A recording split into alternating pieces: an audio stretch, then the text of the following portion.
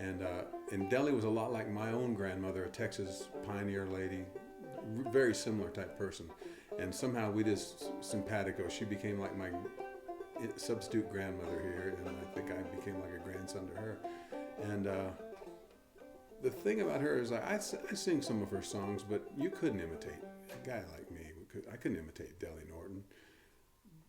But she had so much soulfulness and so much power in what she sang, what she knew, the folklore that she knew about the mountains, the herb lore, all that kind of stuff. It was just much more wisdom, as much wisdom, let me say, as music, and just seeing how the real old timey mountain community worked.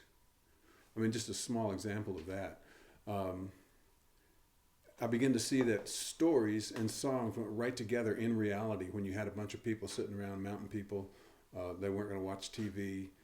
They were going to pull out the banjos and guitars and they were going to sing a while, and then there would be a break and people would tell stories, usually about real things that happened. The guy that was killed over here, whatever. It was always something pretty gruesome. But and then go back to the music. And so it just occurred to me that that's the way humans actually work, is storytelling and music just go right hand in hand. That's just one of the little things I had learned. But she was a ballad singer. So she knew these old-timey ballads that were, many of them from Europe, and had been passed down in her family. And, she would deliver them in the most antiquated voice you can imagine, with little turns at the end. And, I don't hear anybody singing like that anymore. The heart of that ballad singing community was Brazilla Wallen, Doug Wallen, her son,